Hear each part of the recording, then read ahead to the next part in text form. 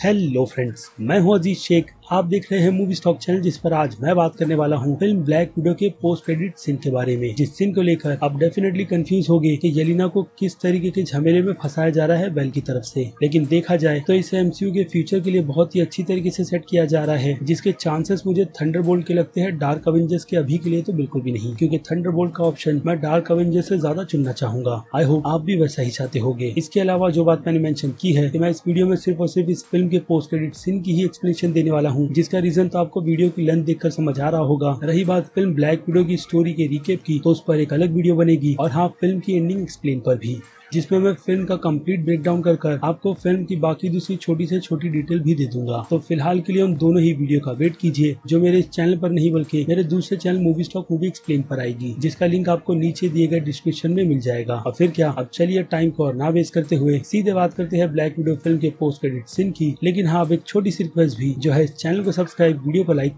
और शेयर करने की। तो फ्रेंड्स, तो बात करें फिल्म के पोस्ट क्रेडिट सीन की, तो हमें इस फिल्म के पोस्ट क्रेडिट सीन में एमसीयू की टाइमलाइन के हिसाब से प्रेजेंट का टाइम दिखाया जाता है, यानी कि ईयर 2024 का, जिस टाइमलाइन में हम येलेना के कैरेक्टर को देखते हैं, जो अपनी बहन नताशा रोमानोफ की गिरफ्त पर आती है, वो भी फिल्म में प्रॉमिस किए गए उसके पेट डॉग फैनी के साथ, जिस पेट को वो प्लान करने का कई साल से सोच रही थी। लेकिन अब फाइनली इस सीन को तो देखकर ऐसा ही लगता है कि येलेना अपनी लाइफ में सेटल हो गई है, जिसका पूरा रीजन हमने इस फिल्म में देख लिया है, जिसमें ब्लैक विडो ने अपनी फैमिली के साथ मिलकर ड्रेकव जैसे काफी बड़ी मुसीबत को ठिकाने लगाया है, और हाँ, उसके प्रोजेक्ट रेड रूम को भी। और वही बात करें नताशा रोमानोफ की ग्रेव की, तो नताशा की ग्रेव वही रखी गई है जहाँ से उसके अच्छे पल शुरू हुए थे, यानी कि ईयर 1995 से, और जगह थी ओहायो की, जिस टाउन में उन लोगों ने 3 साल बिल्कुल फैमिली की तरह बिताए थे, जिसे लेकर दोनों बहनों के बीच आर्ग्यू भी होता है। और ऑब्वियसली नताशा उसमें अपनी बहन येलेना को यही कहती है कि ये साल, यानी कि वो मोमेंट, उसे काफी अच्छी तरीके से पता था कि फेक है, जो कि असल में झूठ था, क्योंकि बाद में नताशा अपनी बहन के साथ मिलकर चीजों को जब ठीक करती है, यानी कि अपनी रिलेशनशिप, तब वो उसे बताती है कि वो पल उसके लिए हमेशा से रियल था। इसलिए नताशा के मरने के बाद नताशा को उसी की सबसे पीस वाली जगह पर गाड़ दिया गया, जहां उसे सबसे ज्यादा शांति मिलती। और नताशा की ग्रेव पर हम काफी अच्छी तरीके से देख सकते हैं कि फैंस ने भी कैंडल्स, फ्लावर और अपने लेटर्स छोड़े हुए हैं। ये चीज यही प्रूफ करती है कि लोग नताशा को बहुत ही ज्यादा प्यार करते थे।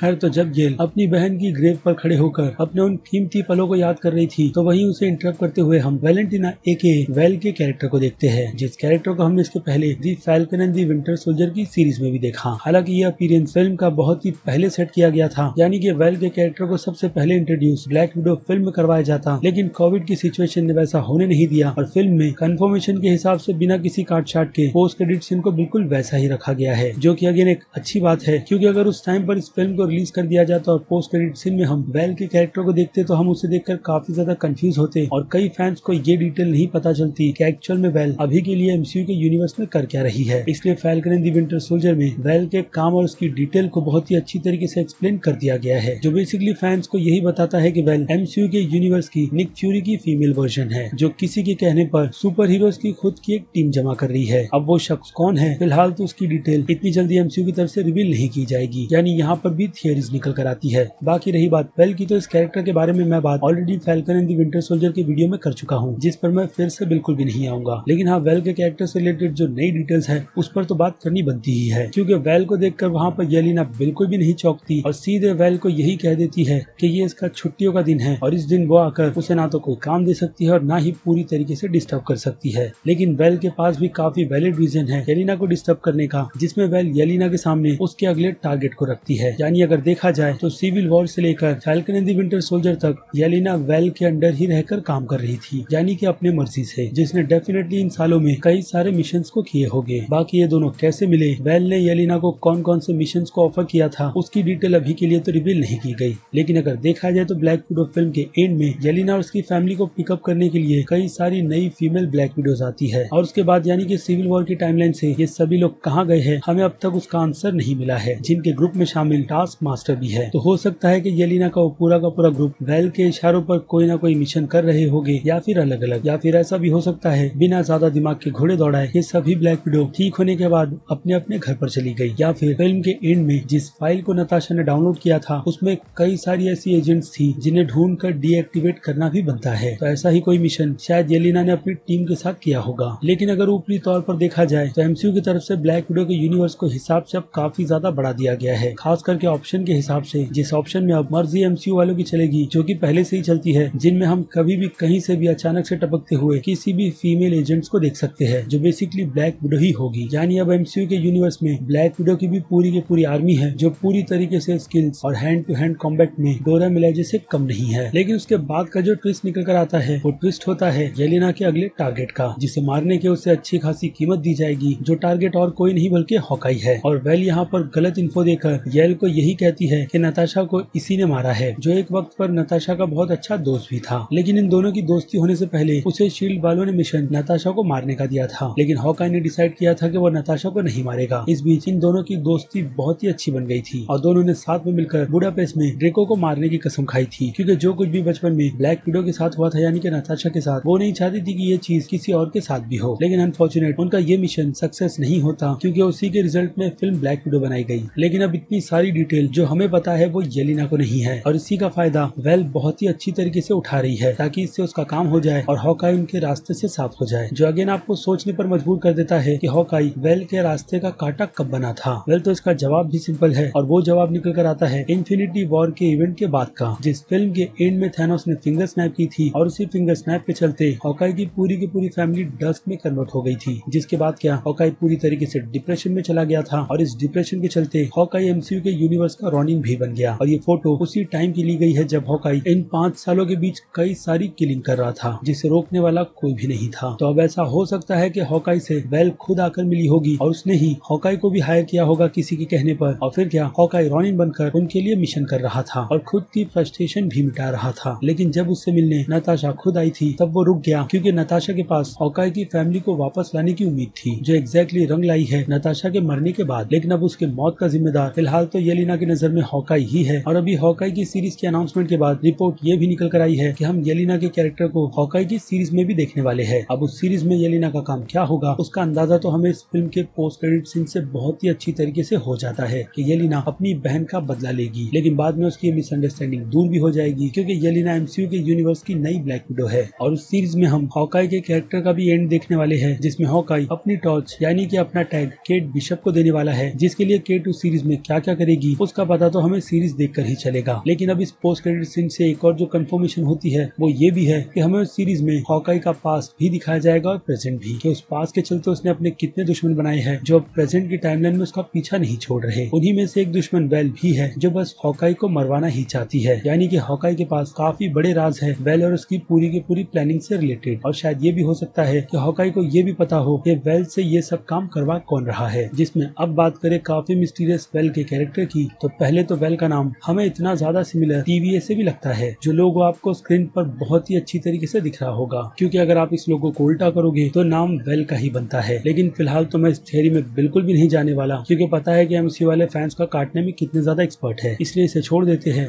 और आते हैं एक और थियरी पर, जो थियरी मुझे ये सोचने पर मजबूर कर रही है कि सिर्फ इस कैरेक्टर को कंफ्यूज करने के लिए ये नाम दिया गया है, यानी कि वेल, जो डेफिनेटली कॉमिक बुक से एक्वायर है। लेकिन दूसरी थियरी ये भी कहती है कि शायद वेल एमसीयू के यूनिवर्स की विक्टोरिया हैंड्स है। जी हाँ, विक्टोरिया हैंड्स, जिसे हमने एजेंट ऑफ शील्ड की सीरीज में भी देखा, और कॉमिक बुक में ये कैरेक्टर अगर किसी के लिए काम करती है तो आपने गेस कर ही लिया होगा कि वो शख्स और कोई नहीं बल्कि नॉर्मन ऑसबॉर्न है, यानी कि ऑस्टॉप कंपनी का मालिक एके ग्रीन गॉब्लिन। तो आई होप कि ये थियरी सच हो, जो अगर नहीं है तो हमें ये भी पता है कि वेल के लिए दूसरा ऑप्शन ऑब्वियसली उसके बॉस का और कोई नहीं बल्कि थंडरबोल्ट रॉस हो सकता है, क्योंकि रॉस अब भी एमसीयू की कंफर्मेशन के हिसाब से द इनहेंस ह्यूमन एक्ट में काम करता है, जिसकी पावर को उसने इस्तेमाल करते हुए ईमेल को सुपर सोल्जर सीरम का हिस्सा बनाया था, जिसकी वजह से ईमेल एमसीयू के यूनिवर्स का एबोमिनेशन बन गया, जिस कैरेक्टर को हम फिर से इतने सालों बाद शैंग-ची and the legend of the ten rings में देखने वाले हैं, वो भी काफी अपग्रेड के साथ। तो हो सकता है कि इसके पीछे भी कहीं ना कहीं थंडरबोल्ट रॉस हो या फिर वेल, क्योंकि प्रिपरेशन क्लियरली लगता है कि थंडरबोल्ट्स की टीम की चल रही है। बाकी फिल्म ब्लैक विडो के स्टार्ट में हमें एजेंट रॉस और नताशा के बीच काफी अच्छी कन्वर्सेशन भी दिखती है, जो कहीं ना कहीं हिंट हमें थंडरबोल्ट्स का ही देती है,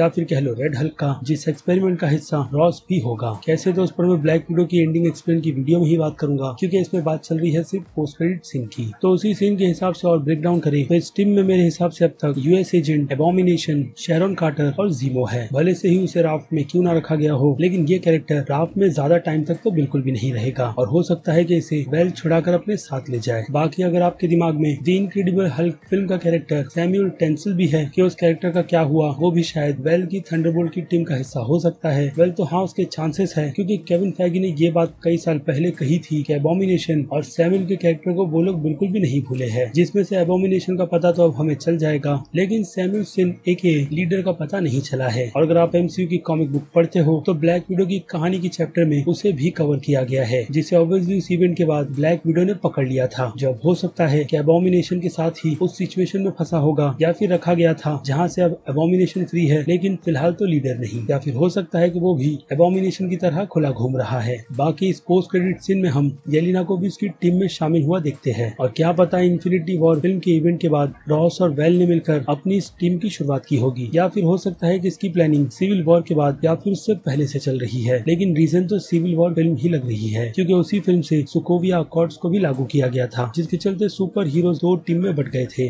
लेकिन अब सब कुछ ठीक है, बट डेफिनेटली जनरल रॉस और वेल के लिए बिल्कुल भी नहीं। इसलिए हो सकता है कि वो लोग अब सिचुएशन अपने अंडर लेना चाहते हैं, जिसका पता हमें हॉकाई की सीरीज और हाँ शी हल्क की सीरीज में भी चलेगा, क्योंकि शी हल्क की सीरीज में मेन विलेन की कंफर्मेशन एबोमिनेशन की गई है, और हु नोज आगे चलकर इस टीम में एगेथा भी शामिल हो जाए। बाकी बात रही येलेना की, तो केविन फैगी ने ये बात बिल्कुल साफ साफ कही है कि येलेना के प्रोजेक्ट पर भी एक फिल्म या फिर उसकी पूरी की पूरी सीरीज बन सकती है, जिसका अंदाजा हमें अब इस फिल्म से बहुत ही अच्छी तरीके से हो जाता है, क्योंकि ब्लैक विडो की पूरी आर्मी येलेना के कंट्रोल में है, यानी कि बिल्कुल नॉर्मल है, और कई सारे ऐसे वेपन्स हैं जिन्हें बस एक्टिव करना है और वो लोग दुनिया को अपने हिसाब से बर्बाद करेंगे। तो इस पर भी एक काफी अच्छी सीरीज बन सकती है अगर एमसीयू वाले इसमें इंटरेस्टेड हो तो। बाकी येलेना के कैरेक्टर को हम पेंडेमिक के पहले the falcon and the winter Soldier की सीरीज में भी देखने वाले थे, जिसका मजा अच्छा हुआ कि खराब नहीं हुआ, क्योंकि ब्लैक विडो फिल्म को काफी लेट रिलीज किया गया है और इसीलिए उस फिल्म से येलेना के अपीयरेंस को भी काट दिया गया। और रही बात टास्क मास्टर की, तो टास्क मास्टर भी खुली घूम रही है, जो हो सकता है कि अब एमसीयू के यूनिवर्स की टास्क मास्टर ना रहे बल्कि आयरन मैन बन जाए, क्योंकि चांसेस अब मुझे इसके काफी ज्यादा लग रहे हैं, क्योंकि मैं नहीं चाहता कि एमसीयू के यूनिवर्स में टास्क मास्टर जैसे कैरेक्टर को इतना ज्यादा बिगाड़ दिया जाए। वेल तो ये थी सारी की सारी ब्लैक विडो फिल्म के पोस्ट क्रेडिट सीन की डिटेल, जिसे लेकर अब आपकी क्या राय है उस बारे में मुझे कमेंट करके जरूर बताइएगा कि इस फिल्म का पोस्ट क्रेडिट सीन आपको एमसीयू के फ्यूचर के लिए और कितना ज्यादा एक्साइटेड करता है। और उसके अलावा अगर आपको वीडियो में कुछ भी पसंद आया है तो वीडियो को लाइक करना बिल्कुल भी मत भूलिएगा, क्योंकि मुझे इससे मोटिवेशन मिलती है इस टाइप के कंटेंट को अपने चैनल पर कंटिन्यू रखने की। तो अब चलिए खत्म करते हैं वीडियो को यहीं पर। मैं हूं अजीज शेख, आप देख रहे थे मूवी स्टॉक चैनल, जिसे अगर आपने अभी तक सब्सक्राइब नहीं किया है तो सब्सक्राइब कर लीजिए और बगल में बने हुए इस बेल आइकन के साथ साथ नोटिफिकेशन को भी ऑल पर क्लिक कर दीजिएगा। बाकी मैं मिलूंगा जल्दी आपसे दूसरी किसी वीडियो में किसी और फिल्म या फिर किसी और सीरीज के टॉपिक पर बात करते हुए। तब तक के लिए आप मेरे चैनल के दूसरे वीडियोस को एंजॉय कीजिए और टिल देन बाय।